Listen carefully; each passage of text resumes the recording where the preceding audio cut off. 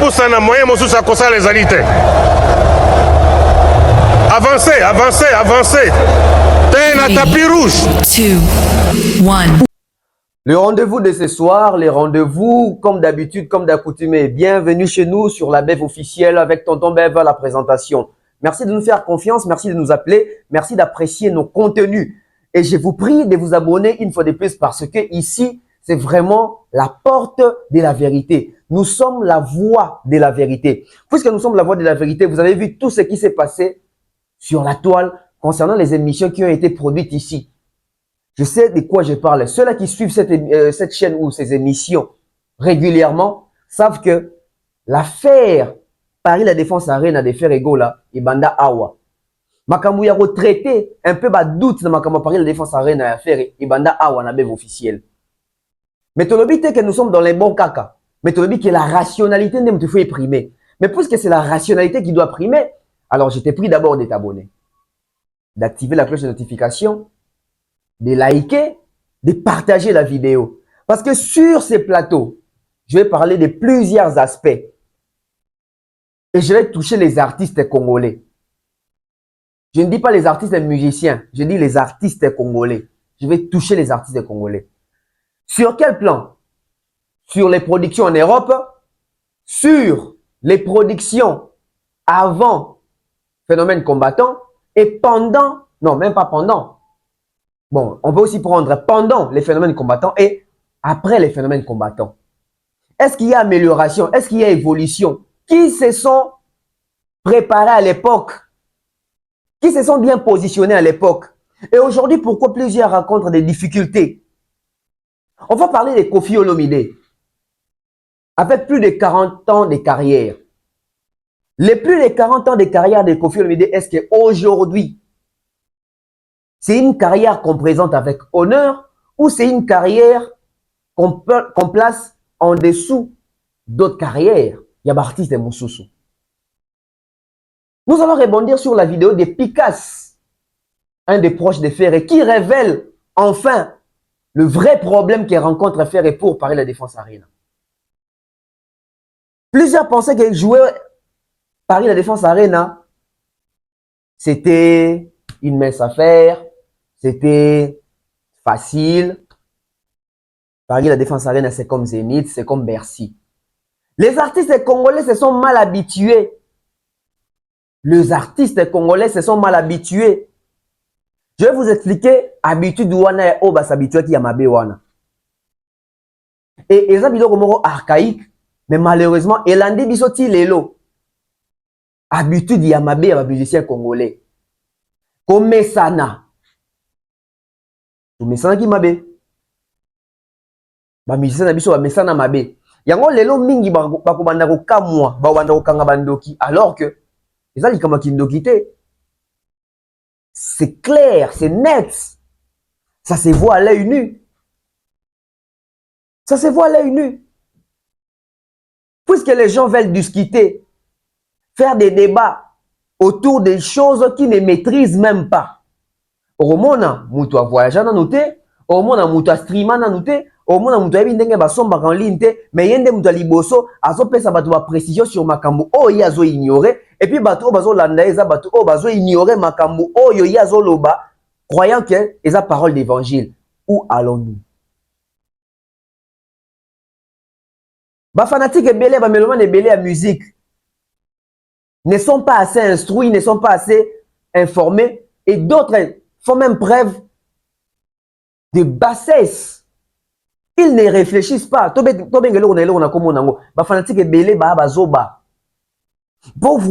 pas bazoba? Parce que non seulement balingi kosa la recherche, mais balingi pe koye kolate. Fanatique ya Congo préféraka aboya nanu. Après peut-être on va réfléchir après. Mais présentement tant ba lié dossier aboya nanu ça nanu fier. Abimana nous prêtre. Ya ko avouer facilement te. Ce n'est que quand la nuit porte conseil que d'autres même s'entêtent. Écoutez la vérité, ma boy condiment. Débilo que ma musique nabiso. Nous émettons depuis la ville province de Kinshasa Nous sommes précisément en République démocratique du Congo. Aujourd'hui, la RDC joue je crois que c'est son dernier match pour la qualification des cadres. Bon, déjà, nous sommes qualifiés. On joue contre l'Éthiopie. Donc, il fait beau à Kinshasa, mais il y a des embouteillages qui ne se terminent presque jamais.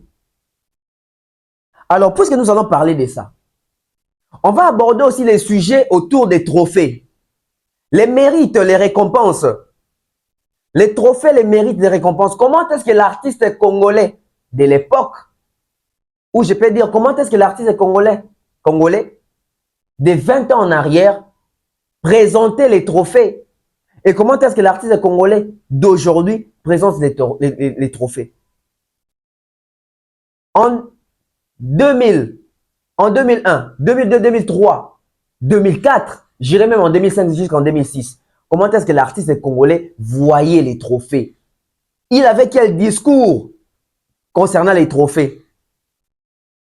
Et pourquoi il avait ces discours-là à l'époque? Et pourquoi aujourd'hui l'artiste congolais n'a plus les mêmes discours sur les trophées? Restez avec nous. Restez avec nous. Parce qu'avec cette allure, on va dire que certains artistes congolais sont malhonnêtes. Certains artistes congolais ne sont pas sérieux. Ce sont des usurpateurs.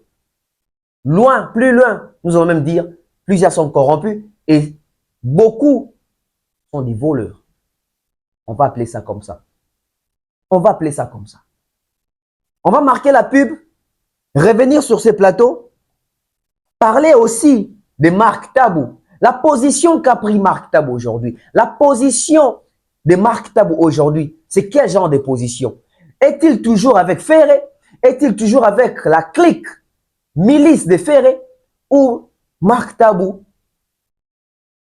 ne fait plus partie de ces clans? Et la partie communicationnelle de Ferregola, communicateur, journaliste proféré, fanatique, et même lui-même Ferregola, comment pouvons-nous juger cette communication aujourd'hui? L'émission d'aujourd'hui, de ce soir, elle est hyper riche, alors ne rate pas. On prend la pipe, on revient sur ces plateaux pour exploser. Bana Poto, ceci est pour vous. Souhaiteriez-vous passer des vacances à Kinshasa? Êtes-vous désireux de séjourner dans un environnement exceptionnel, réunissant un confort incroyable et respectueux des normes sanitaires? Voici pour vous les appartements IESD. Situés dans la commune de Lemba, quartier Salongo, sur route Bypass au numéro 18837, près de la station Fina, vous trouverez des appartements de qualité avec des chambres classe, une cuisine américaine équipée, un salon accueillant, sans oublier de l'air conditionné. Tout cela, tenez-vous bien, à un prix défiant toute concurrence. Pour toute location, un pourcentage sera versé à une œuvre caritative. Vous pourrez ainsi aider une personne dans le besoin. Contactez-nous au 0032 48 58 37 003. Important à savoir, durant tout votre séjour, vous n'aurez pas des problèmes d'eau, d'électricité et vous aurez accès à des chaînes câblées ainsi qu'à un Wi-Fi en permanence. Les appartements de l'ONG IESD, la qualité de l'Europe en RDC.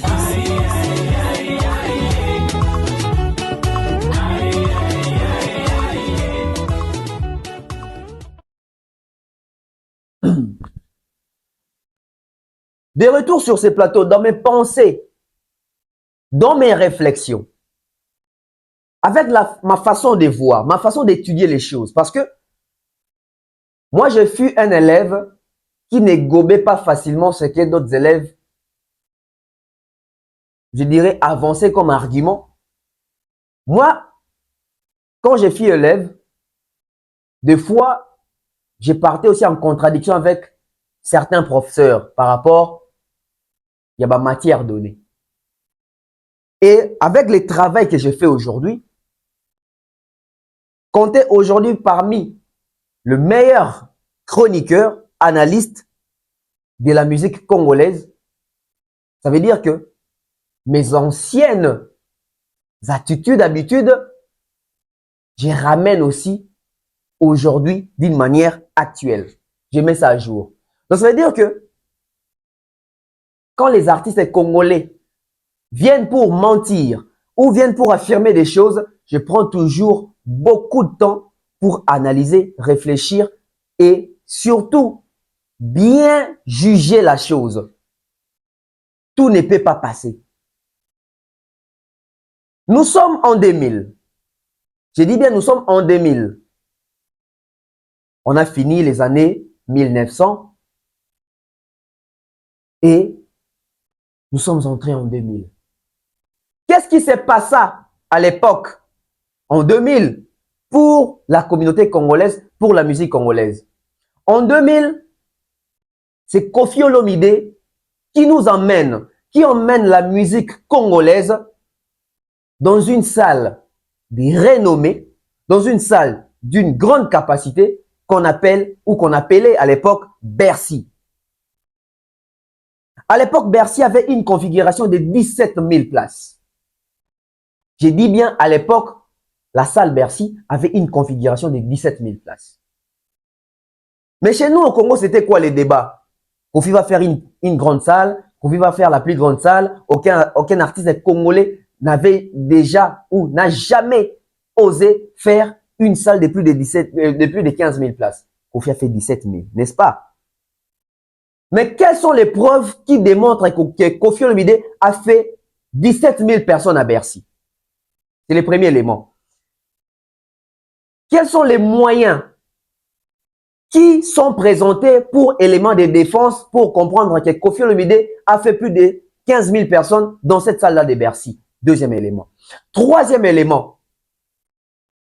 Quels sont les canaux qui nous ont permis à voir, à comprendre que Koffi Olomide a fait Bercy avec 17 000 personnes? Nous avons trois éléments. Alors, le premier élément, c'est parti comme ça, des bouches à l'oreille. Des bouches à l'oreille, c'était la communication. Les chroniqueurs de l'époque nous disent que Koffi a fait Bercy. Et je doute fort. Mesdames et messieurs, allez faire des recherches. Parce que moi, j'ai fait des recherches et je parle avec preuve. Je parle avec certitude. Qui étaient les chroniqueurs de l'époque? À l'époque, on avait encore Manda Cheboa en 2000. Ilunga Mwanabute, Paulin Mukendi, Popol Mukelenge. On avait Joka, Zachary Bababaswe, Serge Kaembe, Mami Lela, Lolo Milolo. Qui encore on avait en 2000? Yves Kombala. Pour ne citer que ceux-là. Allez chercher les émissions de toutes les personnes que je vais les citer ici. Les émissions où ils étaient en train de parler de cet événement de Koffi Olomide à Bercy. À l'an 2000, vous n'allez pas trouver naba interview na bango bazobeta c'était sur Bercy dans a combien de places. Ça veut dire que même les chroniqueurs de l'époque se contentaient que Koffi beta sala munene mais babeta dans a combien de places. Bayeba quitté. Et puisque bayeba quitté que soki sala dans a combien de places et même au Congo, l'image ezonga awa que Koffi beta sala munene Bercy. Ça ne parlait pas des places mais ça parlait de la grandeur. Tu veux que ça munene mais tu veux que ça la capacité à combien de places. C'était aussi un élément au Tobengi à zone d'ombre pour nous éclipser, pour nous aveugler, pour noircir l'histoire de l'information parce que les Congolais présentent bango kaka grandeur et non l'exactitude et la quantité. Oui, présentent Congolais grandeur mais pas l'exactitude et la quantité. C'est fort ça. Ça veut dire qu'à l'époque, quand on parlait de l'Olympia, tout le monde au Congo pensait que Olympia, ça seulement boya mounene kaka. Alors qu'Olympia n'a même pas 2000 places. Vous imaginez. Vous vous rendez compte. On a parlé des Zénith. Au Congo, tout le monde savait que Zénith est ça la mounene. Mais tu es bête sur combien de places? Pourquoi? Il n'y avait pas les réseaux sociaux, il n'y avait pas YouTube, il n'y avait pas Wikipédia. Il n'y avait pas des chroniqueurs qui étaient curieux à l'idée d'aller avoir les vraies informations pour présenter à la presse. Et plutôt au public. Malheureusement, à l'époque, c'était seulement Bercy. Il y avait sur Bercy et Tonaki, il y avait sur Bercy et Tonaki. Boebi Sabatou, Bercy n'a mis nous aller à combien de places? Bercy n'a mis nous aller à combien de places? Parce qu'on a même Bercy. Na 2001, parce que Kofi abeti na 2000. Na 2001, Youssou N'Dour abeti Bercy à 17 000 places. Même configuration que Kofi Olomide. Les images sont sur YouTube. Le Bercy de Kofi Olomide se trouve sur YouTube. Le Bercy de Youssou N'Dour se trouve sur YouTube. Allez visionner les deux vidéos. Vous allez comprendre que pendant les concerts de Kofi Olomide, les caméramens étaient juste concentrés en filmant uniquement la fosse. Mais si vous voyez dans la même salle la production de Youssou N'Dour, vous allez voir que les caméramens étaient en train de filmer et la fosse et les gradins. Kofi Olomide, les gradins étaient noirs. Lumière éteignait la lumière.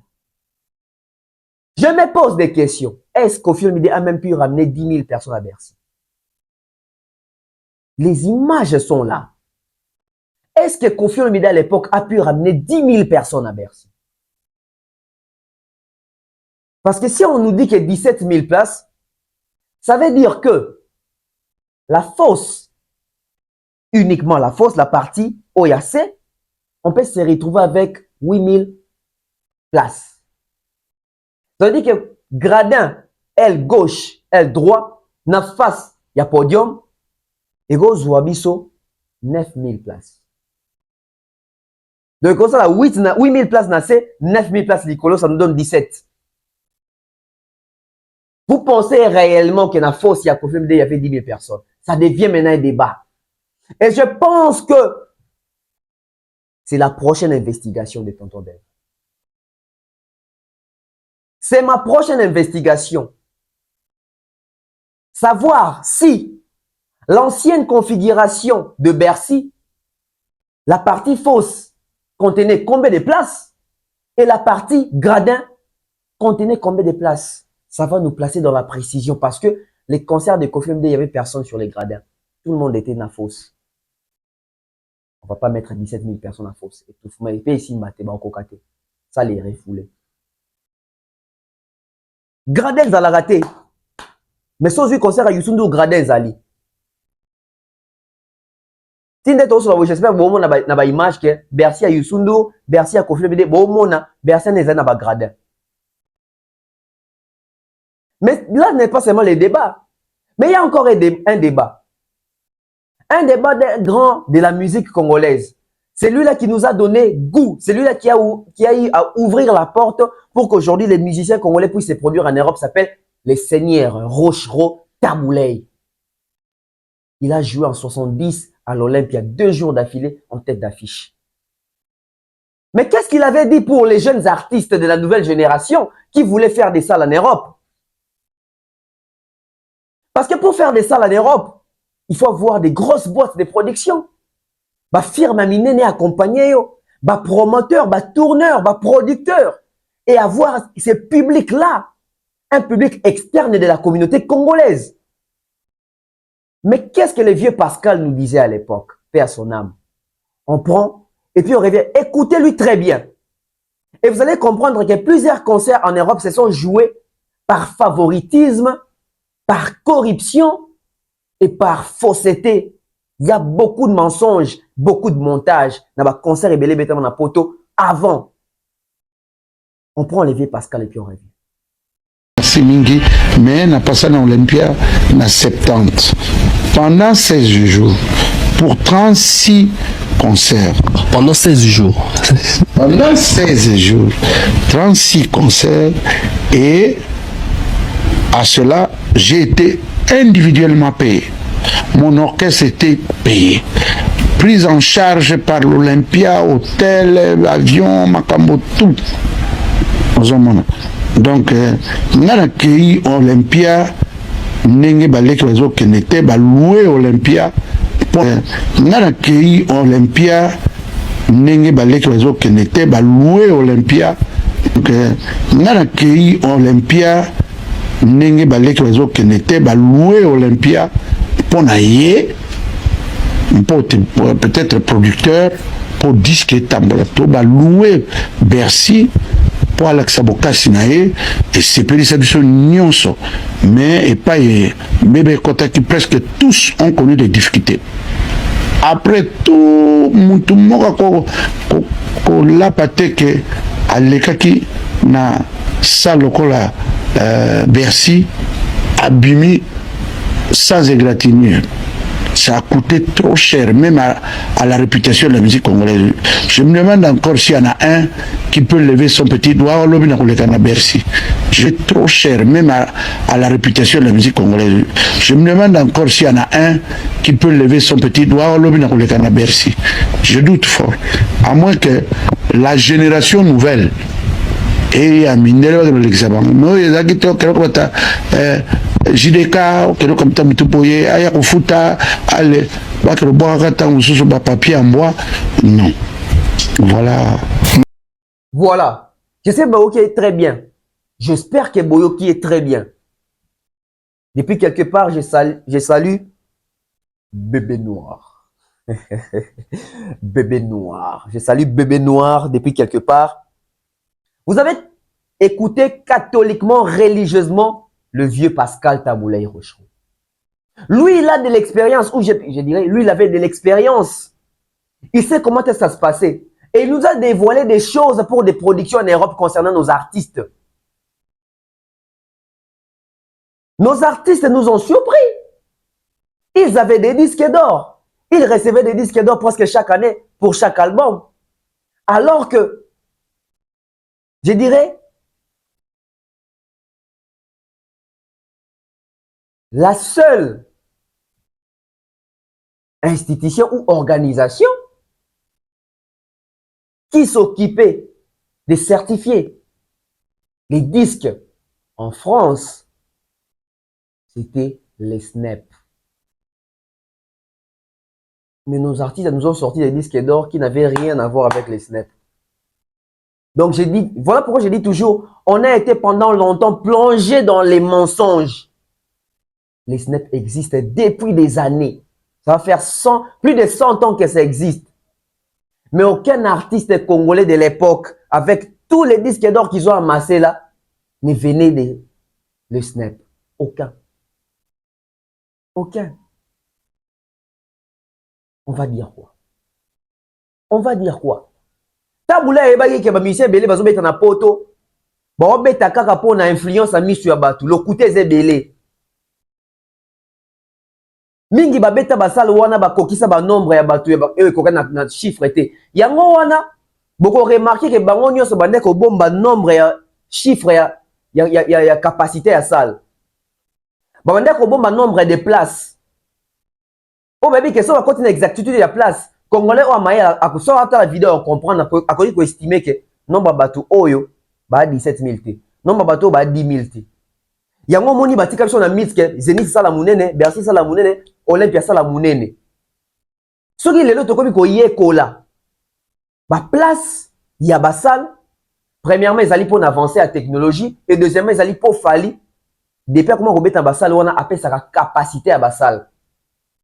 Né lobi que information, le monde comment avancer technologie pour ça na location il fallait obeta na dom, yo mo na YouTube na plutôt na Wikipédia na Google, au taliba biseli Wikipédia ya dom monde a dom 1500 places. Mais quand la toke consulter nani? Même ba vieux na biso bande ko uta poto, vieux ya venir kenda poto so azongi to, vieux ozali pe na Bercy à Kofi. Ah oui ça veut dire oui nazali na Bercy à Kofi. A robeta bino na solonyo so concert ya Kofi, ma robeta bino le même roté. Ça les a na capacité à combien de places? On a robeta la bino. On a robeta la bino te. Ba musicien bazaki à l'aise. Yako boma na bango. Wera kolobake Zénith a jibe et ça ki mpiaka. Jiba kolobake Zénith a wera chaki barido. Mais bango mi balinde bazana ba conscient que ba koloba jamais na Congolais ceux qui Zénith wana eza na combien de places. Bano lo bango te. Bano lo bango te. Ce qui fait que batu ba beta ba Zénith wana na ba configuration ba 3000 personnes kana kati. Batu ba beta ba Bercy wana biso tono kansa 17000 places. Nzo kande batu beta ba Bercy wana wena 7000 personnes kana kati. Et vu que ezaki ba concert pena ezaki moins mingi contrôlé te. Ba bando profiter. Au Cabo de 23h à l'aube. Oh, yo beta pour concert na poto de 23h à l'aube. Tala format si kalelo bazo kokango te. Mingi ba kokango te. Parce que moi, je suis un format qui est Mundela, qui est moi, liberté, moi, roboué. Et est-ce que c'est Mundela Zaraki sûr? Mesdames et messieurs, il y a un élément qui nous échappe peut-être. On a remis un poto, ça veut dire que ça va service à renseignement. Oh, il faut pas y aller que musicien moi à côté a remis un concert. Parce que bato belé va mettre un concert pas comme artiste. Bon, il y a des musiciens moi tout baka awa. Na combo ya fait rigola. A beta Zénith naie, mais pas comme concert les ala et agena rodien bela na fête à mariage à bandigi. Ba musicien belé ba ça ba pratique à bongo. Donc tiens so beta kuna sale yebi te ka beta kuna sale yebi ke ba pesa ki manifestation na bato mo boy. Mutu mo ya diembeli yango sikoyo de 23h à l'aube. Mutu mo ya diembeli yango de 23h à l'aube. Na Kinshasa yo lobaki eza concert nae. Concert net. Ba musicien belé. Ba invita bango. Au moins les longs des alake. Ba invité bien na fête mo à mariage, ba invité Robi na fête mo ya baptême, ba invité. Ça se faisait aussi à l'époque. Tu crois à l'époque c'était quoi? Les lots ba Robi mo ba ko ça ce que mais à l'époque c'était que ba invité mutu na fête ya mariage. Na fête ya mariage accueilli à Poto wana ya ba congolais. Mindele pe ba na kati ya fête wana we ba telemi ba Robi na tawo ya simi micro so agrémenté na orchestre na ye. Ya ko zo image wana atineli yango Zakari. Toi, tu es là, mamie, elle est la mamie, elle est la division RTNC. Bisous, tant total, na Congo, on s'est dit que waouh, Jozo Beta devant Mindele. Concert n'a été. Kester a été même clair sur Makabouana. Kester, ba musicien belé la Congo, ba linga été, ba étouffé au point même, ba linga tazala na musique à Congo parce que Kester dénonçait des choses. Tembeza, écoutez bien Kester. King Kester Emenea et l'oronini penza au lingaka au réaliser na kati rêve na yo en tant que musicien oyo sala na nteti lelo tu t'accroches pour que au salon et l'orona kozwa véritable disque d'or et ceux qui nazo tambola par exemple na nzela na ba pays étranger wa net na ba mindele pe balandanga ba mindele balaksanga na misapi.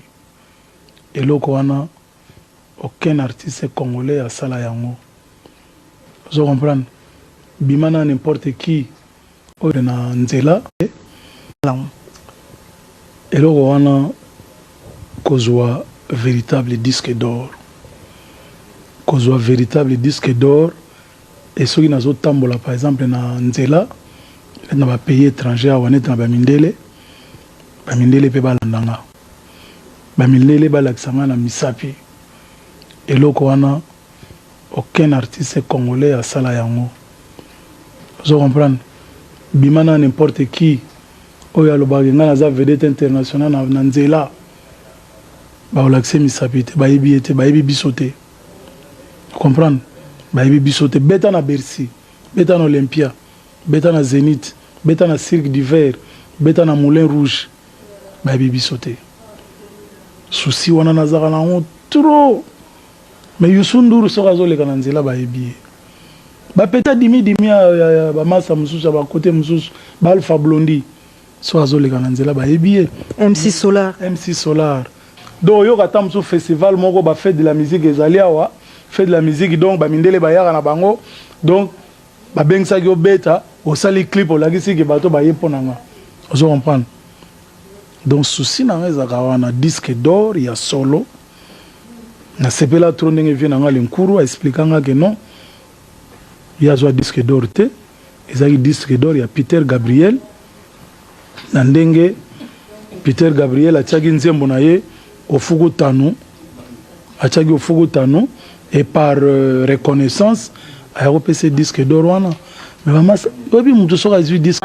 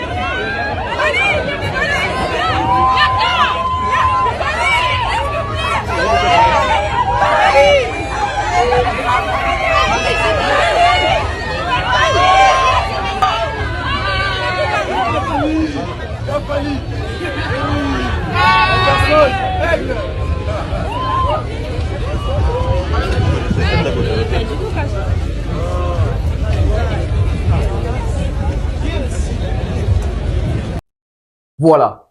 Elengi émission o ezali que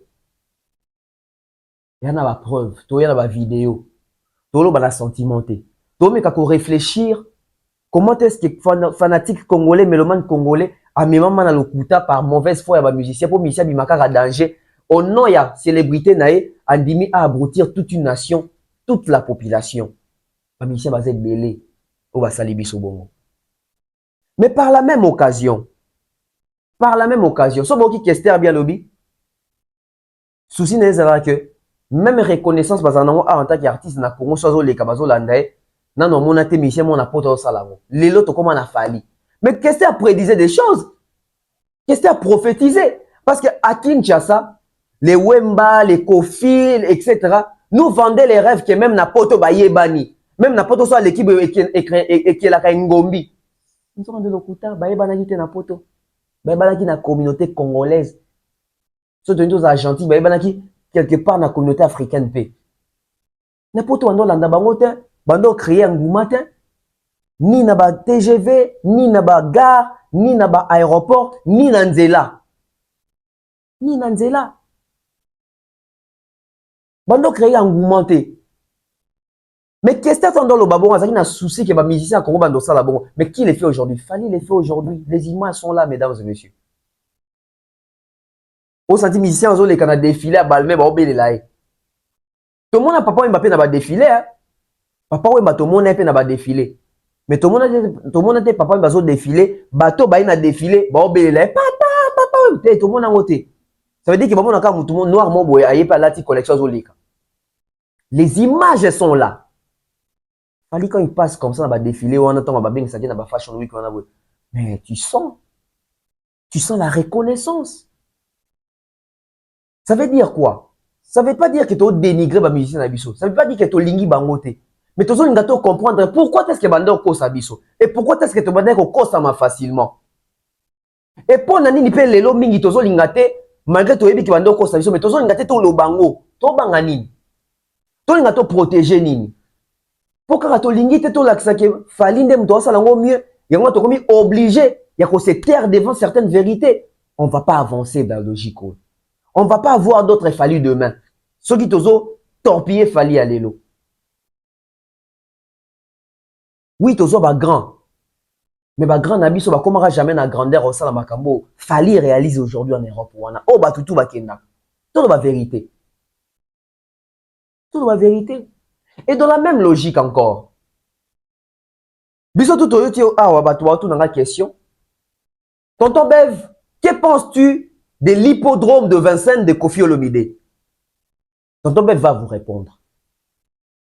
Ce que moi je pense de l'hippodrome de Vincennes de Kofi Olomide, je vous dis ça aujourd'hui. Intelligemment parlant, mathématiquement parlant, psychologiquement parlant, hippodrome de Vincennes de Kofi Olomide n'aura pas lieu. Ah, tonton Bev, on s'est les athées.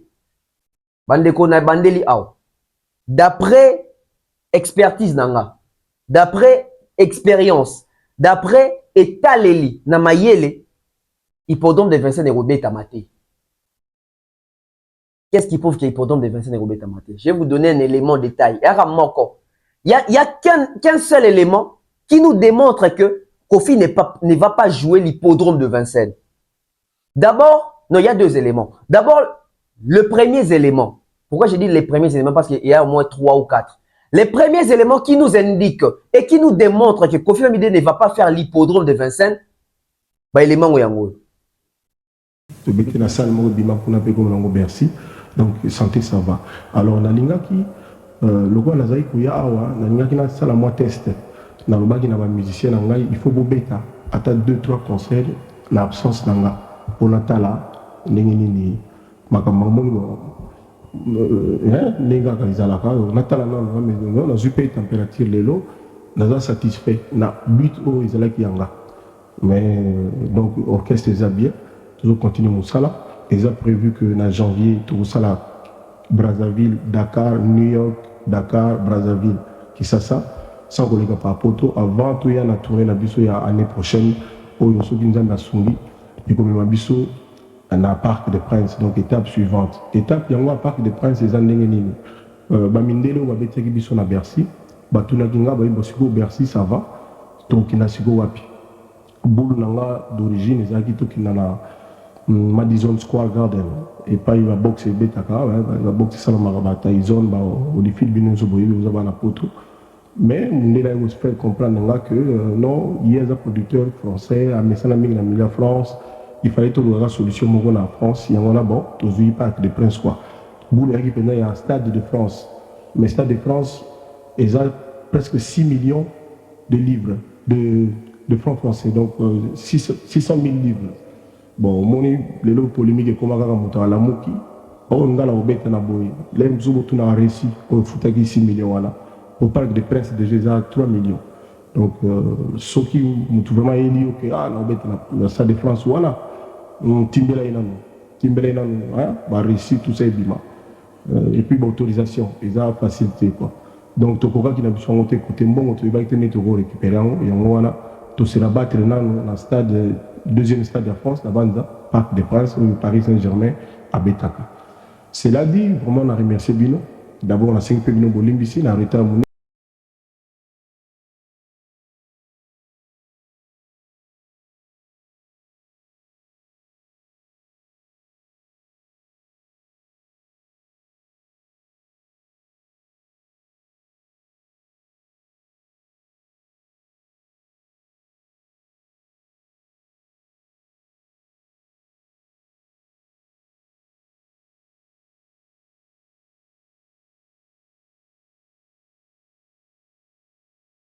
Ça, ce sont les éléments qui nous démontrent, les premiers éléments qui nous démontrent que l'hippodrome de Vincennes érotique à la rêve. L'hippodrome de Vincennes érotique à la concept. Na logique, ya boye, ya makambo oyo, et on met la conclusion au que même hippodrome de Vincennes érosuka lokola parc de Princes au Kofi à Laka Betate, érosuka lokola stade de France au Kofi à Reva, fait à Laka à Betate, et Rosuka lokola 3 jours na Olympia au Bomoni et Betate puis soki 2 jours na Bercy et Betate et Rosuka lokola profita ba yesaki biso ke 13e apôtre za dernier album na ye mais et ça la maté na retenir quand nous 5 pour ne pas citer 2 fois Paris la Défense Arena annoncé par Kofi Olomide et Beta Mati Et ma raison valable, il peut s'amarater. Si le deuxième élément, c'est que hippodrome de Vincent et Robert Tamaté, et ça élément haut. C'est comme si quelqu'un annonçait un concert, qu'on a installé les instruments, un concert en plein air, et puis il pleut. Et le concert n'a pas lieu. On nous a dit officiellement qu'on me suive bien. La reine nous a écrit le producteur qui devait me faire venir là-bas. Il dit non, pour cause du corona, le concert là ne doit pas avoir lieu. Parce qu'avant, attendez, avant, c'était non, vous ne devez pas vendre plus de 20 000 billets. Mais on avait déjà plus de 20 000 billets.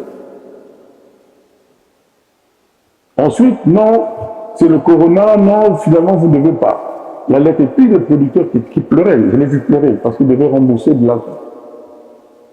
On avait commencé déjà à louer le podium, à organiser le concert. Et il s'est rapproché des gens de la direction de Arena, Arena Défense. On lui dira non, lors des venues de Macron lui-même. Vous voulez que je répète? Moi, j'ai dit ce que j'ai entendu. Moi, je n'ai pas la preuve. Moi, Kofi, je n'ai pas la preuve. On nous a dit que c'est venu du président Macron lui-même. Donc, c'était pas les mots Lili comme on a pris. J'ai été dans un endroit plus grand qu'Arena pour jouer à Paris. Tout était bon. On a demandé le CV, le parcours de l'artiste, tout était nickel. Et puis, on nous a dit d'attendre. On attendait, on se posait la question, mais quand est-ce qu'ils vont mettre en ligne la date pour que nous on annonce ceci? En attendant, on nous a dit que l'artiste a des histoires, tout ça, il ne peut pas jouer au Stade de France. Mais les gens peuvent se demander quelle est la commune mesure, quel est le lien entre avoir été à... Mais balobi na biso ke Macron, mokonzi ya France alobi ke concert Robert Tate. Nazo ba na Macron, nabi ke ba kombi. Mais balobi na biso ke Macron, mokonzi ya France alobi ke concert Robert Tate. Nazo ba na Macron, nabi ke mais balobi na biso ke Macron, mokonzi ya France alobi ke concert Robert Tate. Nazo ba na Macron, nabi ke ba kombi bo ba lobby bongo. Batindela biso lettre ke corona, Kofi faible nani. So imam kolon mboka na bango ba bigi no pona corona concert tel et Robert Tate. Ba rembourser bato ba monga ba billet. Biso sukonga congolais muta naza fort et même sukonga zo lobana na osani. Se soumettre. Ah ben voilà, voilà. Tango nazo bano ya munene sukoleka kuti nani bazong sa biso lettre ko pona ba faire wana to betate. Na osalani. C'est ça. C'est ça. Il y a des gens. Vous voyez que je n'ai pas tort. Pourquoi j'ai mis cette vidéo? Cette vidéo, j'ai mis ça parce que dans la vidéo, Kofi nous dit tout. Et quand on est intelligent, on prend toujours la version donnée et on essaye de ressortir la version opposée. C'est quoi la version opposée de cette pensée? Ça veut dire que si Kofi accuse le président Macron de l'interdire d'exercer en France pour Paris La Défense Arena, pour les stades de France, ça veut dire que si Kofi Olomide obtient une date pour l'hippodrome de Vincennes, le même président Macron qui dirige la France va interdire encore à Kofi de jouer à l'hippodrome. Donc, pour conclusion, ça veut dire que Kofi Olomide est en train de nous distraire. Quand il dit qu'il y aura production à l'hippodrome de Vincennes, c'est pour nous préparer psychologiquement et moralement avec ce genre de vidéos où il est en train d'accuser le président plutôt Macron, comme quoi c'est lui qui est derrière les interdictions de ses productions en Europe. Donc ça veut dire que on va se réveiller en 2025, Kofi Olomide fera une interview pour nous dire ou pour nous annoncer que, en tout cas, malheureusement, on a tout fait, mais on m'a encore dit que le président Macron vient d'annuler mon concert à l'hippodrome de Vincennes. Conclusion, il y a utopie. Hippodrome de Vincennes et aux Alatés. Mais tonton Bef, au cas où hippodrome de Vincennes et aux Alatés, ok. Au cas où hippodrome de Vincennes et aux Alatés, tu as Kofi Olomide le kuta. Tout le monde a Kofi Olomide pas honnête. Pourquoi? Parce que yo le bail que pour bête à Paris La Défense Arena dans Stade de France, Macron mutaboyi. Ça veut dire que ceux qui ont été hippodrome de Vincennes et qui ont bête c'est le conseil qui Macron Macam. On est bien d'accord. Je pense que nos artistes hein, bazwa chance ya okuta na mingi na ba bourrique. Mais malheureusement, en 2024, oh, artiste est belé. Baza na malchance à recoudre na bateau babi ko réfléchir. Congolais la muto ba ko pousser réflexion. On a sali imagite na pousser ka réflexion na babir na ye moko na ba propos na ye moko. Accuser Macron muto apekisa kaito Macron muto lingara te ya beta na poto mais azo linga beta na pas na poto.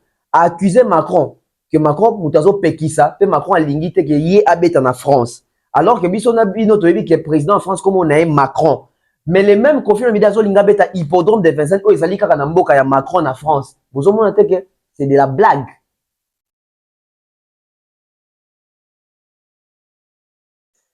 Ah, Toto Bev. Ah.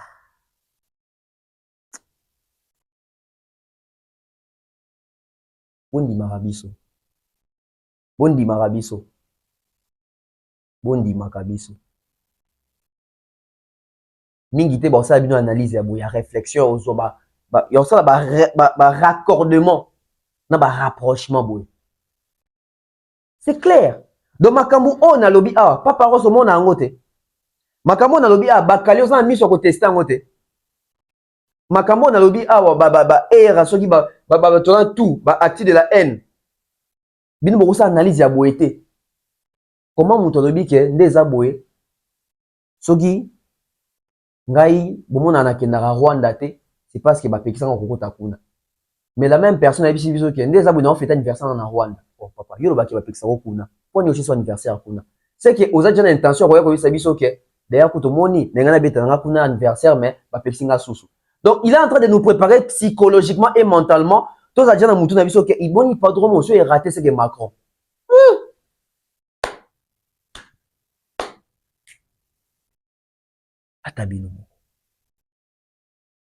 Les gens vont penser que j'ai une dent contre Kofi. Loin de là, c'est mon vieux. Mais ici, c'est la vérité. La vérité, bah, côté la ramoutoute. On va prendre cette vidéo. Vous allez écouter les propos de Kofi Olomide concernant les trophées. Je vais prendre les propos de Kofi Olomide concernant les trophées Cora, tant à l'époque. Je vais prendre les propos de Kofi Olomide tant sur ma position aux trophées à bienté, to bienté. Et je vais prendre la toute récente émission de Kofi Olomide où Kofi Olomide en lingala, il a dit que les trophées ne sont pas pamba. Donc ça veut dire que ces trophées-là sont négligeables, sont inutiles. Ce sont des usages inutiles. Kofi Olomide a dit que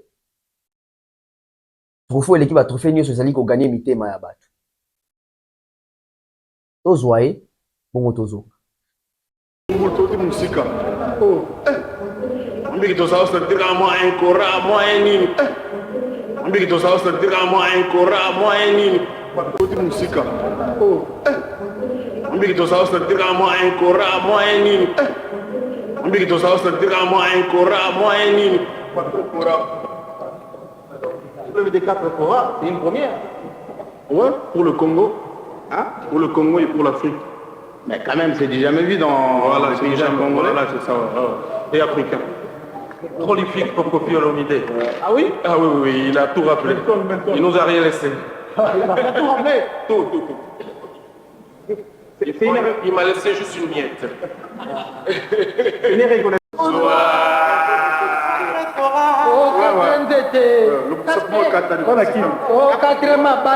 Donc, Banakin, vous sepela. Atoza mulu, batoza muswahili, ata mumbala, ata mungala, ata konda sakade, ata ndeko montana, sepela, c'est 4 Cora na pona bino quoi. To boya ki batu muso batikala na nzala batu batonda te bakora. Donc na mutoza morso na ya tauza ka wapi? Ta matete lemba. Libéré la to sala ya pona Congo démocratique. Ya pona Congo. Bana Congo. Oya lisese lipona motote. Puri poso e Congolais jamais atika la pasima. Oramine ye. Mosala yende papa yende mama motoki na yo ne kozwa. Toujours Congo. Original toujours Congo. Il commence à être 4 ans. Ah non. Pona ko choquer papa Wemba. Pona ko laksa jibe na wera bo abana. Pona ko diminuer ba waze quoi. Kofi mibenga même quadra koraman. Tina bakri. Quadra koraman. Ah maman, lolo. Quadra Coramane, Amanana Mate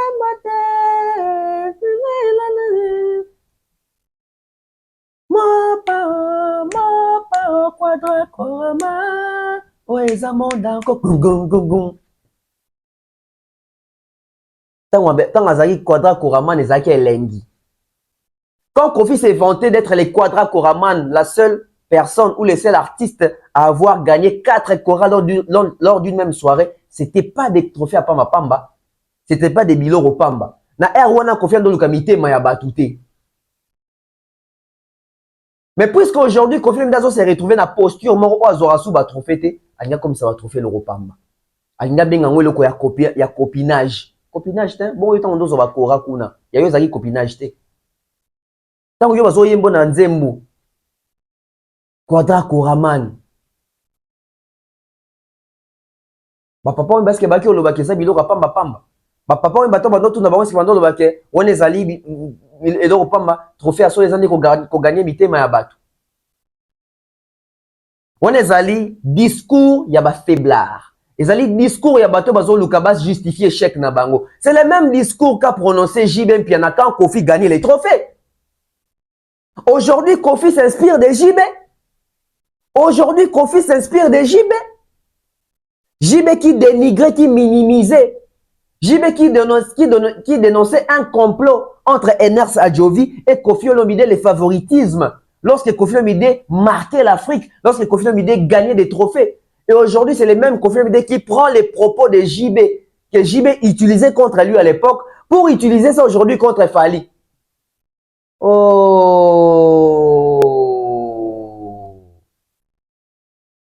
Nous sommes tombés très bas. Très bas. Le loco Mbilo Pamba. On prend d'abord JB. C'est que JB disait quand Kofi avait gagné 4 trophées. Musique à Congo. Le JB ne mérite aucun prix en Afrique. Hein? Après, son année logique. Son année logique. Tu ne mérites aucun prix en Afrique malgré Balom tout ça là. Mais non, mais ils ont boula moutout. Ils ont boula moutout. Les l'odeur production ça la rappelle dans Ngoma Afrique. Ah, sera lobby a bengsi Myriam Makeba parce qu'il y a rien ko bengsa eh. Sera le non na bengsa na Michael Moutouari. Anena bengsa Michael Moutouari. Mais soit bengsa Myriam Makeba parce qu'il y a rien ko bengsa Myriam Makeba. C'est la même chose que Adjovi wana ya kora bengsa bato ya lingi na bato ba pesa ke ba mbongo a bengsa bango. Boye biango eza Makeba. C'est la même chose que Adjovi wana ya kora bengsa bato ya lingi na bato ba pesa ke ba mbongo a bengsa bango. Boye biango eza une chose que Adjovi wana ya kora bengsa bato ya lingi na bato ba pesa ke ba mbongo a bengsa bango. Boye biango eza nango te ke paradis soko ke korande comme ce qui Dieu le Père comme Jésus Christ. Non. C'est clair, hein, Francis Kakomi. Et là, on a boule, na ba organisation tout na mukolo mutu moko na bangwaza na boule na yalo ibona bengsa jiba ko bengsa na ko kende mais na loba yango moi na ko ne jamais vers bango ko luka bango parce que vrai parade ya bato za motema ya mutu bango ko luka bango parce que vrai parade ya bato za motema ya mutu jamais vers bango ko luka bango parce que vrai parade ya bato za motema ya mutu ba je osgo ni ba trophée L'eau, pas ma trophée. Trophée à solo, les amis, ya moto. Il y a solo. Trophée à solo, bande pas boire, il y a l'imotéma ya moto à zéro musique. Ah ouais. Bah trophée? L'eau, pas ma trophée. Trophée à solo, les amis, ya moto. Il y a solo. Trophée à solo, bande pas boire, il y a l'imotéma ya moto à zéro musique. Ah ouais. Voilà des retours. Les archives, les preuves, rien que sur la BEV officielle. On va faire la presse autrement. On va pas venir mentir. On va venir discuter sur les faits. Alors, si Kofi Olomide nous dit aujourd'hui que va trophée Zabilo Ropamba, trophée à les alliés qu'on gagne Mité Mayabatu. Ok. Basons-nous sur les Mité Mayabatu. Qu'on gagne Mité Mayabatu. Trophée à les alliés qu'on gagne Mité Mayabatu. Kofi Mouta gagné Mité Mayabatu. Pourquoi Kofi Olomide a date 2 fois n'a Paris la défense arena a koki côté Kababiye Tenet Ifali sera gagné Mité Mayabatu. Ça veut dire qu'il fallait gagner Mité Mayabatu pour le cas Kofi. Donc Kofi nous amène na ba piste moro oye moro zo polar nango facilement. Il nous amène na ba piste moro oye moro zo polar nango facilement. Sans que Kofi Olomide mutu a gagné mitema ya bato. Pourquoi sur Spotify, na nombre d'auditeurs mensuels, Kofi mutu a gagné mitema ya bato, to fait à solo, ko gagné mitema ya bato. Kofi mensuellement azana 272 600 auditeurs mensuels. Azali na 272 600 auditeurs mensuels. Mutu a gagné mitema ya bato. Toke pa Fali. Fali azali na 979 902 auditeurs mensuels. Soki toke kaka na logique ya Kofi, que trop facile les a gagné mitema ya bato. Même en termes de gagner mitema ya bato, Fali fait mieux que Kofi. 200 écoutes à combien de fois? 900. 200 écoutes à 4 fois 900. 200 écoutes à 4 fois 900. Ça veut dire qu'il fallait gagner mitema ya bato. Oh bah yo kaka musique na Spotify 4 fois Kofi. Kofi il est écouté mensuellement par 272 000 personnes et Fali mensuellement il est écouté par 979 902 personnes. Ah, tout ça on a gagné mitema ya bato. Tosuki awate. Tokeina pour représenter Congo na CAN. Ça veut dire que toi Total Énergie, organisateur à CAN vandi, poni mutu a gagné mitema ya bato. Ole pona Kofi tokamo bazui Fali. Ça veut dire que na Kora lelo, Kora oyo ya camarade ya Kofi Ernest Adjovi, Fali azali nominé na 5 catégories, Kofi azali nominé na 2 catégories. Nani a gagné mitema ya bato. Ça veut dire que na 44 ans de carrière, Kofi a beti kaka 3 salles ya minene na France, na Paris wana. Olympia, Zénith, Bercy. Mais Fali, na 18 ans de carrière, tala basala beti na Paris to na France. Et l'équipe 3. Kofi a betara 3 ou a mes références. Donc ça veut dire que même en termes de production, en Europe, Fali a gagné mitema bato koleka Fali. Fali a gagné mitema bato koleka Kofi, allais-je dire. Kofi Olomide, grand concert na Paris, un concert à Bercy. Bercy n'est au ticket de configuration à 17 000 places. Ça veut dire que dans mitema ya bato a gagné 17 000 personnes de Abetaki. Fali a bêti 40 000 personnes à Paris la Défense Arena. Nani a gagné. Vous avez vu que vieille moko a revendre repé ce bateau. Ba piste, mais la piste en yé moko zo pour là. Pour la mémoire, bino soutien quand Kofi Olomide s'est contredit. Regardez bien la contradiction de Kofi Olomide. Kofi ba y chaîne YouTube. N'est-ce pas? Nous sommes d'accord. Bah il y a 2 reprises. Mais Kofi Olomide, oh, on a même émission. Alors tu connais sa parole, ce qui va trouver ça bidon au pamba et là ils ont compté et Zali ko gagner mitema ya bato. Mais les mêmes Kofi Olomide dans l'émission, il dit que chaîne nanga baibi mutazo lo bazate. Ça veut dire que na mitema bato ozate. Musique banda. C'est-à-dire mon tout moko boy aboude non, mon tout peut pour casser na yiba YouTube na. Mais ndenge ba congolais bo vani na bilonia. Bo vani na bilonia poza YouTube ya Kofi Olomide. Bo vani ni mutu. Bo zo bate et puis si nous sommes montés puis si nous mawate compassion zaki. C'est-à-dire mon tout moko boy aboude non, mon tout peut pour casser na yiba YouTube na. Mais ndenge ba congolais bo vani na bilonia. Bo vani na bilonia poza YouTube ya Kofi Olomide. Bo vani ni mutu. Bo zo bate et puis si nous sommes montés puis si nous mawate compassion zaki. Donc avant de prendre boba yibinga sur YouTube na YouTube ezala kasongole bovani na bilonia. Bovani na bilonia poza YouTube ya Kofi Olomide. Bovani ni mutu. Bozo bate et puis si nous sommes montés puis si nous mawate compassion zaki. Donc avant de prendre boba yibinga sur YouTube na YouTube ezala kasongole. Avec contenu l'un des plus grands contenus na musique, c'est du blog na YouTube. On a avancé sur 700 secondes. C'est-à-dire que si on doit porter un invité, c'est déchiré. Non, non, ça va marche. Mais si on a bêté en cara, ça veut dire qu'il faut revoir l'hypothèse dans le baraque pour gagner l'invité.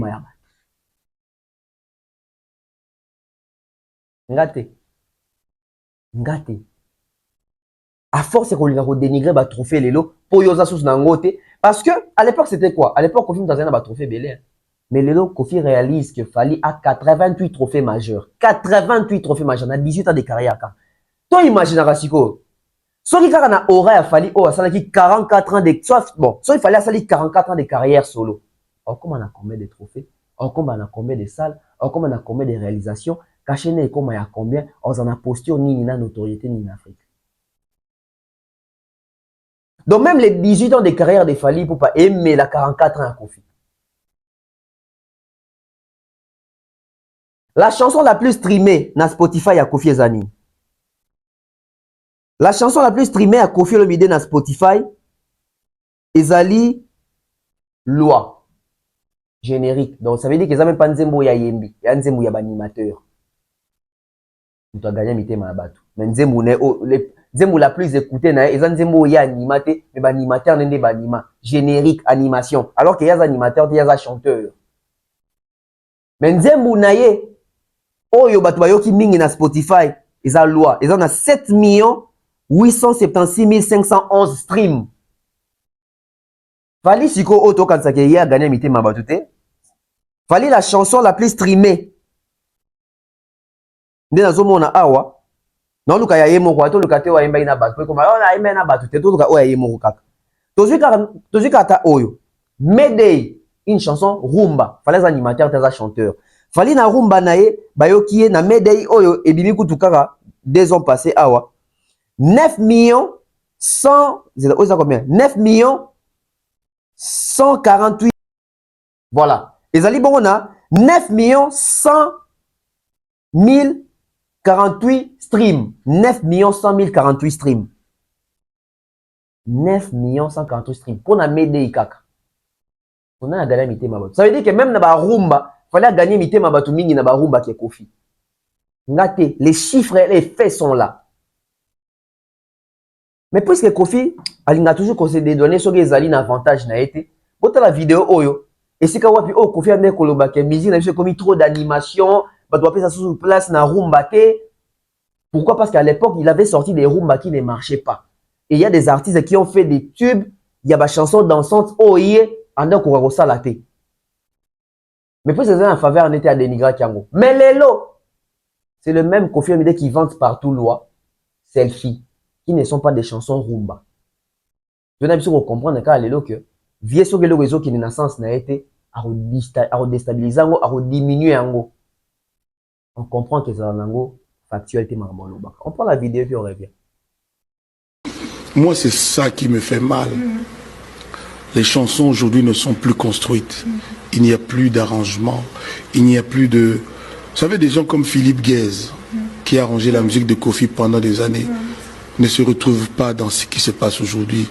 Alors que les gens de génie, il y en a. Je me demande pourquoi c'est comme ça. Pourquoi Fally là que vous voyez, ce n'est pas qu'un danseur, c'est d'abord un super grand chanteur. Là, on est presque en train de nous obliger que l'album prochain de Cindy, que ce soit aussi que des trucs dansants. C'est pas possible avec la voix qu'elle a. Et beaucoup de gens qui ne font que danser dans les clips. C'est tous les clips aujourd'hui.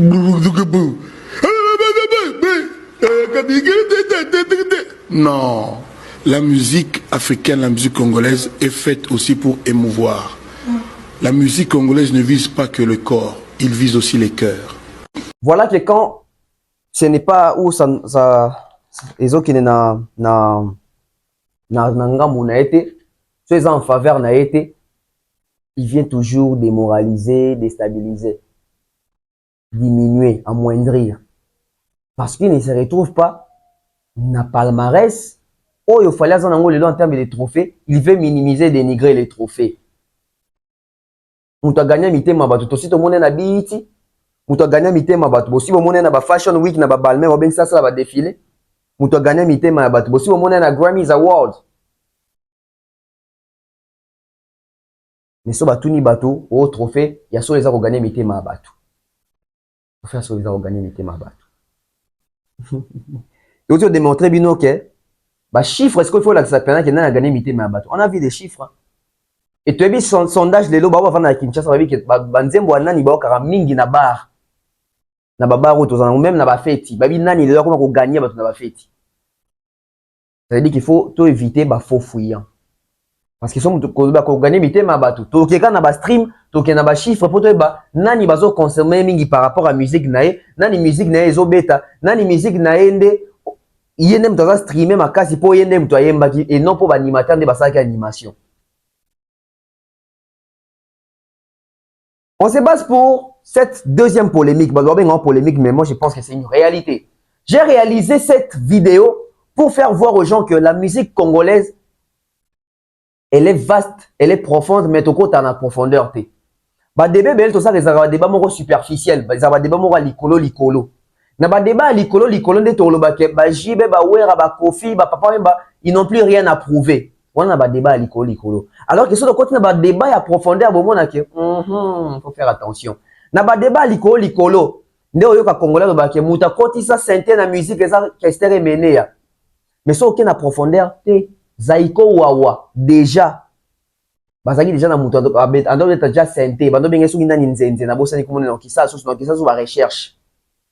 Donc ça veut dire que tant Zaiko Wawa ils ont créé tant Zaiko Wawa tu ça la dislocation tant Pepe Feli le guitariste akabwani na équipe ya banyo Kalongo etc. akei ko ça la grand Zaiko Wawa et c'est na kati ya grand Zaiko Wawa ndeto yoka parmi ma première sonorisation ou sonorité, il y a synthé dans la musique nabiso.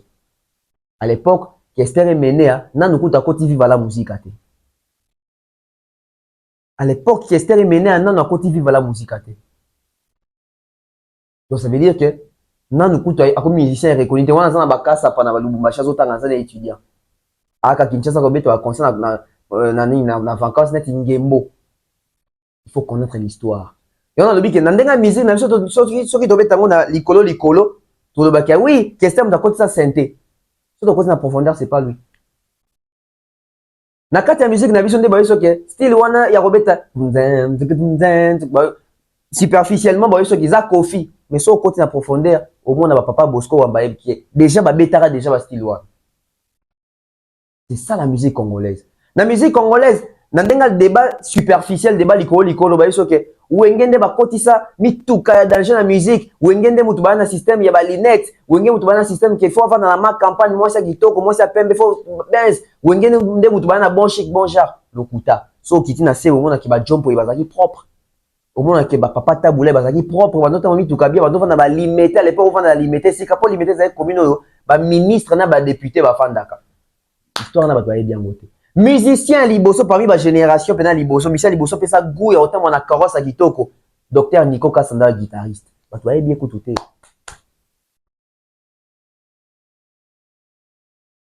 superficiellement bah on sabat mais sans cause na profondeur makamboza yango na salle qui vidéo on a lina chela bino on a côté na profondeur na musique na biso à Congo bah koyebisa yo que Kofi abeta Bercy abeta Olympia abeta Zénith. Bakoye biso ke tabula abeta Olympia. Bakoye biso ke wera abeta soki parler des sports abeta Zénith, abeta double Zénith, abeta Bercy. C'est très bien. Bakoye biso ke papa Mbappé abeta Olympia Bercy Zénith, c'est très bien. JB Olympia Bercy Zénith, c'est très bien. Mais to comme ici qu'on a problème encore. Pourquoi depuis la nuit des temps, depuis tous ces temps-là, ba musicien na biso a renommé, o so ba ki robeta na poto, po nani ba su karakara na Paris. Ndek siko question na souci na comment que boni fali. O azobeta pe kaka musique ya Congo. O azobeta pe kaka rumba. O asali pe ndenge papa wemba na tabula pe basalaka pe quelques fois ke azobeta pe ba sonorité à libanda. Azobeta pe mo ba chanson urbaine. Azobima pe mo libanda rumba. Boni fali pour kaka na musique yango azobeta lango na ba ville mosusu na France hors Paris. Alors qu'il y a un grand prêtre, on a besoin danger de Koumisaka, ils n'ont plus rien à prouver. Donc, comme ils ont que ça va en compétition, total dans la province, bah, Betata, bah, ça, il y a plus de, même plus de 5000 places, bah, Betata, dans la province, dans la ville, Moussou, soit France. Bah, on va monter là, à Paris. Pourquoi? Parce que, dans Paris, des fortes communautés congolaises allaient concentrer. Fortes communautés congolaises les a concentrées dans Paris. Et les lots, automoni, Fali en 2024, Orbet a 5 concerts en France, mais sans passer par Paris. Il y a une compilation en vidéo, pour nous l'accès que bon Lukelanga. Bon la vidéo, et puis bon Obimisanga la preuve qu'il y a un aussi. Ça, c'est l'exactitude de la presse.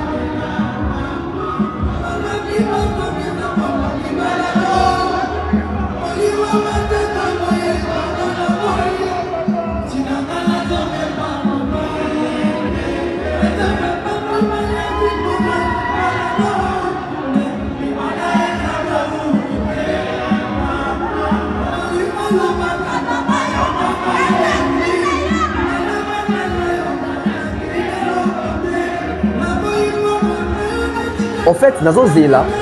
En tout cas, dans cette émission, oh, nazo zela. Oza fan ya Viva la Musica.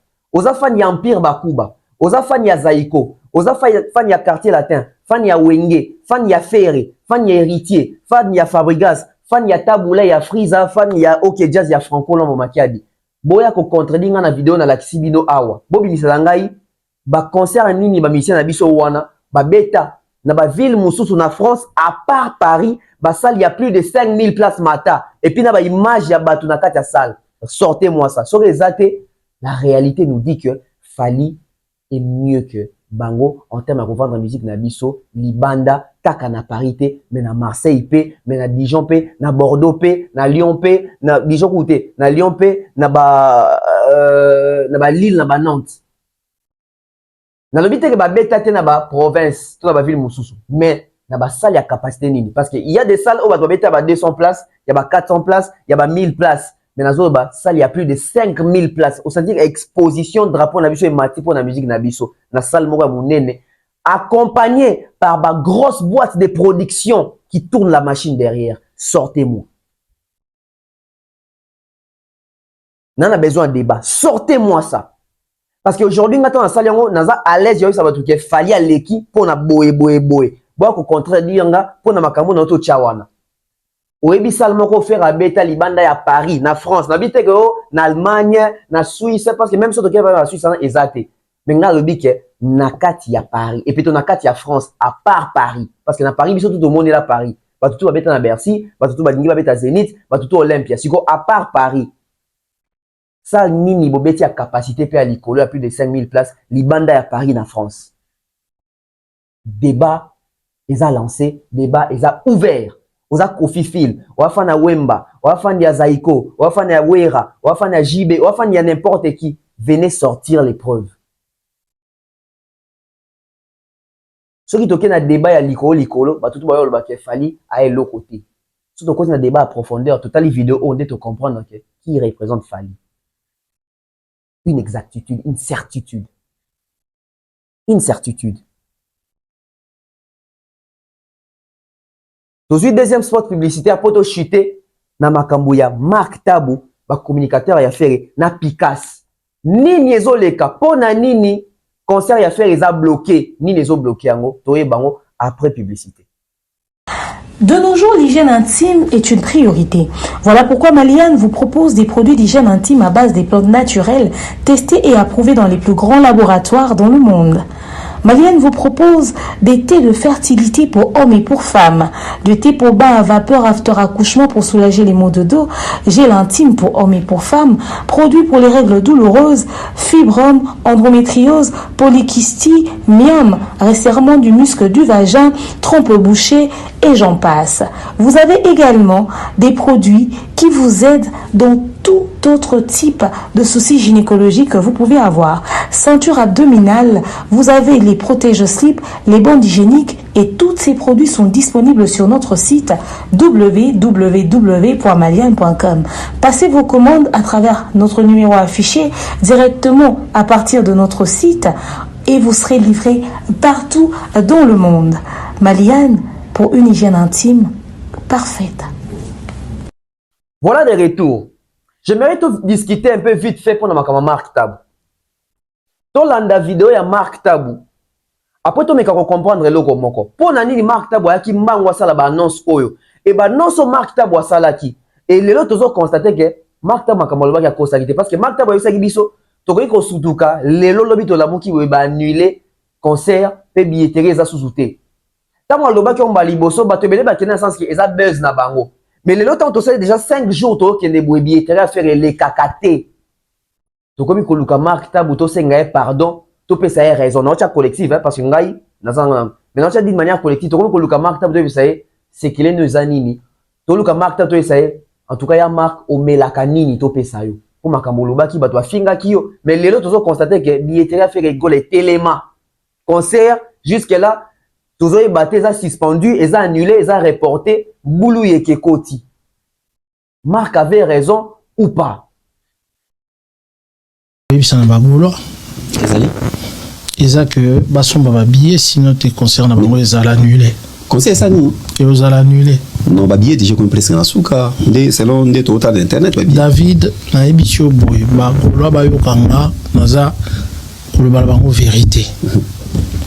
Lelo, soki na lobby, oya koyokanga te ba lobaka. À bon entendeur, salut. Ba golwa so bosombi ba billet te. Concert na bino, etikalika -1. Ba annuler. Information de but sur 10 jours té. Toko vanda le lobby bagolo ba moni concert na ba annuler. Mais mobondo, tout va obéir la mobondo. Ezali bagolo ba capable ya rotondisa salwana. Mais communication makambaza loba ezali ko embrouiller ba fanatique. Ngai kaka na ba micro ya ba journaliste na loba boy ça l'union surtout fali pour pas retondisa faire retondisa et na assure bon na lelo siko na lelo difficulté ezali communication ya mouvement eza ko pesa ba information ti mobondo bazolo ba mobondo ezati parce que ba billet ezote kama batu baza kosomba ba billet te batu baza sûr que toi encore na 6 mois tous la tosomba ba billet ça ya koyebisa na bagolo eza que basomba ba billet sinon te concerne bango ezala annulé conseil ça nous et vous allez annuler non ba billet déjà comme presque en souka selon des total d'internet David na ebitio boy bagolo ba yokanga naza kolba bango vérité lelo soki na lobby oya koyokanga te balobaka à bon entendeur salut bagolwa so bosombi ba billet te concert na bino etikalika -1 ba annuler. Information de but sur 10 jours te toko vanda le lobby bagolwa ba moni concert na ba annuler soki bolingi concert ou ebetama bo se mobiliser ata 20 000 sikoyo ata 10 000 bo zo ba carte de banque na bino bo somba ticket sinon tozalaka na Miami so kolela nanga pe na kolela concert ya faire eza na risque ya kozala annuler parce que bazo informer batu bien batu bazo attendre na bango bakanisi que 6 mois ebele mais ça lokola U Arena esengaka billet était kama na seuil moko boy et risque wana eza palpable eza lokutati donc na sengi basala ba live ba benga batu po basomba ba ticket et que ba ticket et poussana sinon te concert et ozala cancellé tout ce que bazolanda wana puisque babanda komona ngate na lobakate na vandi et tout eza ba fausses informations. Et nous avons battu que Bagola ba beta Adidas Arena. C'était combien de billets Bagola c'était kakuna Adidas Arena? Bateka ba plus de 9000 billets. Est-ce que c'est possible te ba somba yango siko pour que concert wana et betama? Mais pourquoi l'enterre on est na vente ba? L'enterre na vente ba billets ça parce que Bagola ba na bango cirque temps eza. Mais ça wana pour que et valider concert wana et ça la continuité pour ba mon risque ya perte il faut bagolo ba somba ticket lelo so ba capable de somba 10 000 tickets lelo bazo ba carte na bango ils sont partout dans le monde on a nazolo ba bourouya bo fingi ata bo lobby so ki concert ba nile ezanga tinga na information et na mona ki batu bazo bomba ba information service à communication boutiara motema ba yebi information na depuis kala Laura Tendance l'équipe mobima batresi natali kombote ba yebi information na depuis kala Marco osa magé osa continuer mais osa na problème montrer serré na Laura Tendance non problème na Laura Tendance azali mais charge ceux qui concernent les actes les armes tout na ils ont mutu ya communication mais yé mutaza wana azala sous responsable de la communication qui a ce que je sache et comment nani na éviter David Mombé les gens miko na obélé la bagoloa na somba billet concert et ça na risque à annuler mobondo usko eza wapi vraiment mobondo gaye uzu makambo wapi naibisi bango naza na information sur ça ina kini on ti parle pas même une semaine soki ba ko yuna ngo yango ba benga équipe na bango artiste aza na minito aza na Paris na soki voilà. En écoutant Marc Tabou, je me pose une question, juste une question. Est-ce que Marc Tabou, Koya Kolobana TV, c'était pas une façon à se dédouaner à Miki Melina avant Sonia, avant humiliation? Marc Tabou a quitté les bâtons avant l'humiliation, apparemment. Apparemment, Marc Tabou a moni penza pour Marc Tabou n'est que Charles Tabou. Apparemment, Marc Tabou a mona qui a telle statistique de son moni que faire un poka, faire son alandi yo. Na kozanga esika kotia lokolo na media tika na mibimisa na makambo oyo yango peut-être Marc Tabou aki mbangu ebi maneti ke yesi alobaka et puis alongwa na makambo oyo tango humiliation koya elata ete lelo depuis billetterie telemi omoni est-ce que bazo loba ke Marc Tabou aza pami bato baza humilié humiliation elati ete donc je dirais que Marc Tabou a joué na sagesse atala ke mona derrière que makambo a mabetika na mikimela ayi asali émission na mikimeli déjà. Autant où son ekoya, yaza pami batu son yola tabangote. Yaza pami batu son yola tabangote. Mais ba nani nde ba bomi faire, ya ba communicateur à faire. Non tchela bino quelques publications ba communicateur à faire et quelques vidéos ba communicateur à faire. Communication na bango ezala ndenge nini po na Paris la Défense Arena oyo. Et le autre na résultat nini. Et ba gola bazolo ba nini face ya ba chroniqueur na bango, ba communicateur na bango, ba journaliste pro bango. C'est la honte totale. Na FNAC esili na FNAC babiye esili bagolwa basombi babiye ya Paris la Défense koleka ba warrior non boka bino mo les billets finis na FNAC les billets finis na FNAC te pour banzela eza ebele donc guide oh alingaka bisala guide akolia biloko na lambaki ye moko donc voilà je pense que souci na bango pe quelque part eza que balinga ba se créer les guides, c'est-à-dire que ngana salaki ko yango ba yaki kolandanga ngana salaki ko yango ba kolanda ndenge Kofi asalaka ba wenge ba tunyos balandi donc il fallait bango pe ba kolanda mais siko ki guide aussi matin de rozala la tête azotia musapi atia date mais akotia date na jour oye akolinga et puis ozala oya basali na bango te bamine yomona mutu balinga barate bamartyr nini basalaki te bamanœuvre militaire tina bafrancophonie otoblende bima tout ça pourquoi o babetaki wana o baye na slogan tia date tant que bakotiela bango date te na fere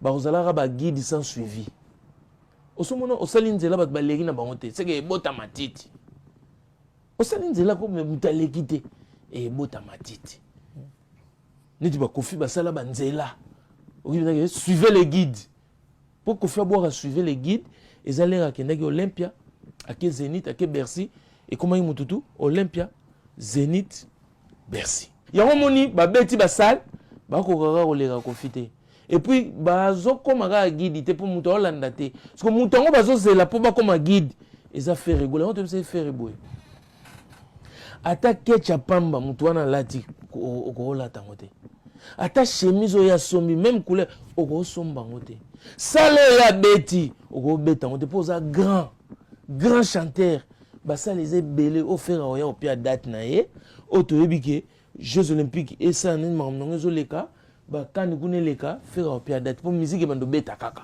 musique sukite mais bazana souci ya faire rigola landa bango faire rigola olanda bango te ya homoni rena bagolo basalaka soldat to bazwa date ibatami na sima yo arena soko bike bababisi mo 5000 places mo ezana na yo arena so ndete okana feza 45000 cas 45000 personnes pour les seuls d'habitude 45000 personnes rappel mo américain après yo arena bagolo basalaka soldat to bazwa date ibatami na sima yo arena soko bike bababisi mo 5000 places mo ezana na yo arena so ndete okana feza 45000 cas 45000 personnes. Pour les seuls d'habitude 45000 personnes, rappel moi américain. Voilà. Ba communication boye, ndesa ki ba fanatique, ba sombi sous ba billet. Ba communication à bonne ça qui ba fanatique ba qui soulagé parce que ba bi que bon ba somba raté. Comme même ba mo bande ko kamwa. Même ba fanatique a faire bande ko kamwa. Eh, yo bande ba somba ba biya, vous savez que tous à la rapenza. Le col a déjà fait rigole à ça slogan qui est au laxement qui est de le cabon les belé. Ba fanatique a faire au ba somba raté, au ba somba jamais, au ba jamais concert. Tant bazoka qui ba Virginie et les autres bazo même ba na communication qui ba bié zoté kama. Et pour e bazo bi lo bela, c'est que peut pas faire na zara na raison tant le ba qui pas tous à rebelle. Na choqué bino. Tout cas ba auditeur mensuel y a faire. Ça veut dire que l'auditeur mensuel y a faire dans Spotify, ils ont un potentiel acheteur, ils ont un potentiel public au bayo ka faire mensuellement chaque mois. Bon kaso baza combien? Ne bon comprendre que faire rigole na poto, azan un problème encore sérieux ya bato. Faire que soit na bato te na poto concerne na ko melaye. Souvenez-vous de Gigola à l'obar et le romoko. Total à faire awa. Faire azan a combien d'auditeurs mensuels? Faire azalina 115 417 auditeurs mensuels. 115 000. Et puis 115 000, c'était que 115 000 personnes en France. Ça veut dire que le monde entier fait égale à ça qu'on a 115 000 personnes au Kakai. Alors qu'il fallait en 927 000. Il fallait en 927 000. Et plutôt, il fallait en 927 000 personnes faire Azali dans 115 000. Ça, la mouille koton dans la banane. Ça, la mouille koton dans la banane. Et bon, qui est la communication na bango. Il y aura sous communication, il y a poste moro ndolo libongo salaka le 9 septembre à Komaboe. Nzoka yo arena ngo eza nango mukie. Ba kosa biso po niveau azui bigogo. Ya faire pardon. Ezo senga stade.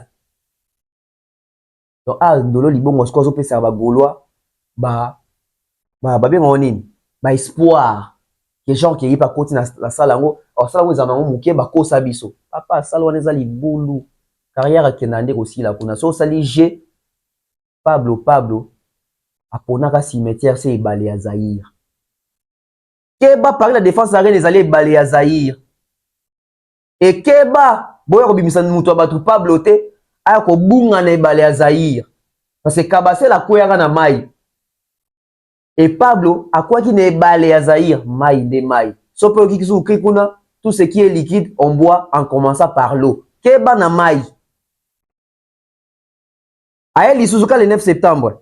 Confirmé, les sites web via Gogo Ticket sponsorisés par la salle Paris La Défense Arena dévoilent la performance des ventes pour les concerts de Ferrego le 24 avril. Achaba charte moro ya lokuta awa. Achaba charte moro ya lokuta awa. Croyant qu'il y a aussi bateki, bana ba communication qui fait les premiers jours à déjà 25 000 billets. Les lots batongo ba limwa na radar. Ba limwa na radar. Ba mona na rasusu te, esika ba kena to yebite ba limwa na radar. C'est cette communication de Mimi Ferré. Mais balé à Zaïre. Ba komi ba Pablo.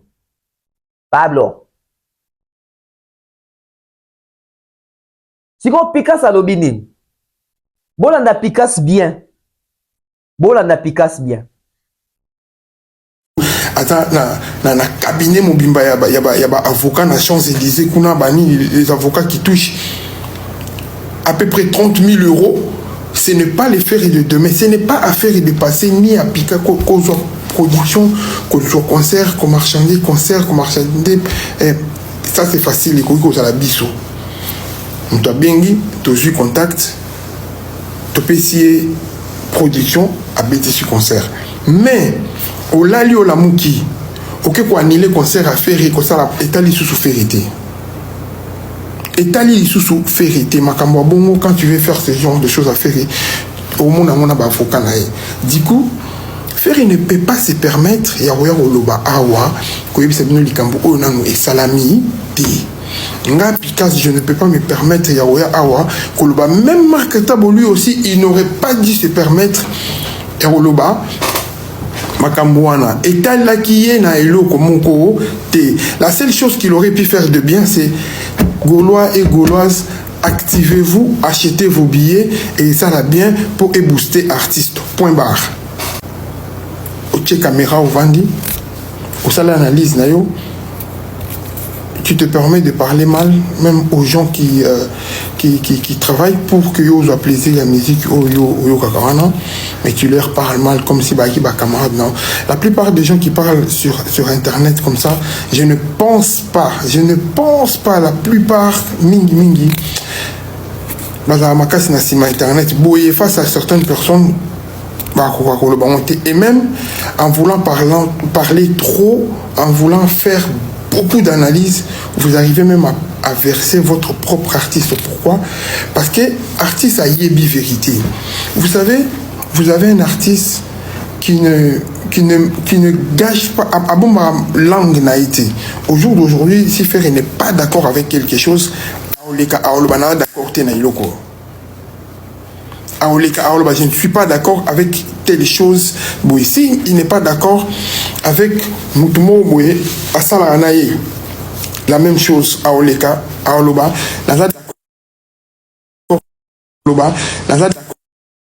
quelque chose, et c'est pas ça qu'un tout petit peu dans la salle, la plupart des gens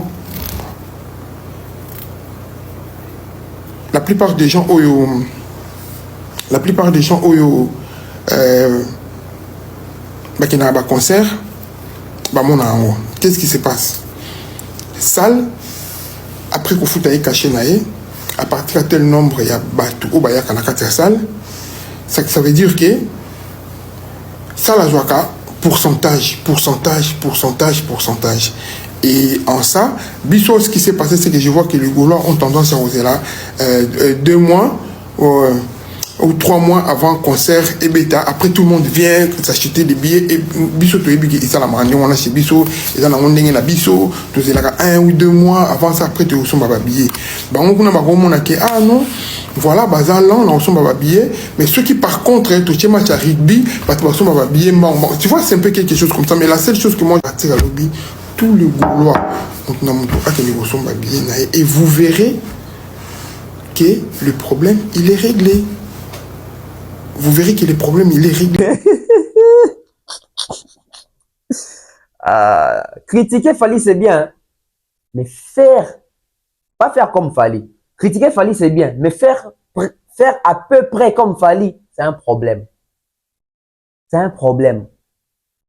Les explications de Picasso, vous comprenez très bien qu'il y a un souci. Et Picasso, ok, très bien. C'est ça, détresse. Alors peut-être qu'on condamne pour Saint-Marc, t'as binisi bango na poisa et sambouisi bango que ba koyi ote ka billet alors que ba vanda ba tout rêve que ba te karakoleka Fally. Résultat sur terrain en gros. Et ça problème à faire était, il y a un problème que faire un na ba fanatique té, faire azana ba touté. Ou bien on peut boro kaba, mais est-ce que ba bokabeli ba oya? Pour mouta so bien dans les soins qui na so bien mais mouta au kabila bi passe en bon avec comme fait jouer na bien na ba cop na musu. Et deuxième vidéo non, quand il y a vidéo il y a Picasso mais il y a aussi une partie où on a dit bino bo ka Picasso mo lobi véritable problème les que ba gola ba so ba billet. Il y a un problème il y a achat. Ba gola ba na pouvoir d'acheter mon solo ba na bon solo te ba mesana te. Ba cela jamais préparé. Picasso les dit aujourd'hui que les problèmes avec l'interruption à billetterie à faire et autrement qu'il y a probabilité d'annulation toi à report. Et ça li cause moko ba fanatique à faire ba sombate. Kitunga. Oteki nini, olambi nini, osombi nini, oteki nini. Ta. Ngate Al Pacino. Boka vidéo, boka est très bien.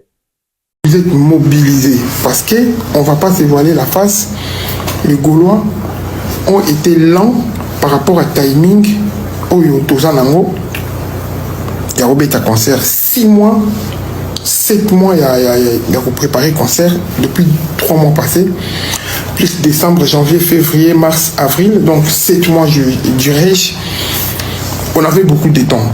Et je pense aussi que beaucoup de Gaulois ont pensé à attendre ça, c'est pas un problème, c'est les cas. Mais je pense qu'on aurait dit s'activer pour acheter nos billets. Tous, on aurait dit s'activer. Au jour d'aujourd'hui, la bête noire Otozo Luka, faute. Pourquoi faute? Comme ce sont faute, faute, lenteur, il y a achat, il y a billet, il y a bagoulois. Tam sous son yebi faute eza nani bokama. Faute eza tam sous ya lanterne, il y a achat, il y a billet, il y a bagoulois. Faute. Tam sous son yebi faute eza nani bokama. Faute eza tam sous ya lanterne, il y a achat, il y a billet, il y a bagoulois. Donc Ferré n'a pas tort. Oui, en écoutant Picas, tu sens que c'est quand même une personne réfléchie. So yoki, a une cohérence d'idées, a maillé quand même. So yoki, tu sens que c'est un monsieur qui réfléchit. Mais le problème est à mon corps. Une fois au sangani na ferré, au sangani na bato ferré, au sangani na makabu ya ferré, et bien na maillé les ndambu. Non qui Picas a zolo que problème est ali que biso ba congolais te bi que to somba kara na retard to zela kara ici kala 2 mois, 1 mois avant concert de que somba. Alors Picas est en train de confirmer que bana ba fanatique étranger parce que fanatique étranger il y a zélagaté dernière minute mais fanatique il y a congolais il y a zélagaté dernière minute donc ce qu'il fallait à zélagaté kaka bato dernière minute ça veut dire qu'il fallait ngaza na résultat zoara na parler de défense arena té ça veut dire que à part communauté congolaise à part ba fanatique il y a ba congolais fallait azaki pe na ba fanatique il y a population et plutôt il y a nationalité mususu fallait azaki na ba communauté pe mususu fallait azaki na ba antillais fallait azaki na ba marocain fallait azaki na mindele fallait azaki na ba gabonais fallait azaki na ba ivoirien azaki na ba nigérien fallait po azaki na ba gabonais eldobi le ya Picas nyo asake pere baka na ba congolais et ba congolais ngo baleka ebele ni ba ko somba te yango na sepela kana eloko moko yampaka lobaka na plateau je crois à Kerit atunya bi mais yampaka mais bango quand même bazaka ebele baleka bato na ebele yampaka isabi oui yo ebite ke na mokili oyo babola baleka rapé ba riche na ebele obi nazala choqué jour na bi quelle réflexion c'est-à-dire que so babola baleki ba riche na ebele c'est-à-dire que bato ebele bana makoki osomba te makambo affaire oyo nasuki nanga awa abonnez-vous bobakisa ba like bobakisa ba j'aime partager surtout bo s'abonner target ezali que d'ici décembre to ko 20 000 abonnés na chaîne o poto kota 2025 na ba challenge mususu na objectif mususu ça la biso bien bana poto tonton Beva oya azoya aoya vraiment akoya makomela nzela vraiment na oya pena donc bo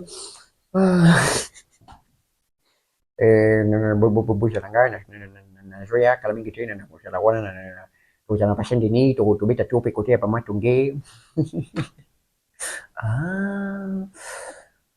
vous avez un Zoya. On se retrouve très prochainement. Bye bye.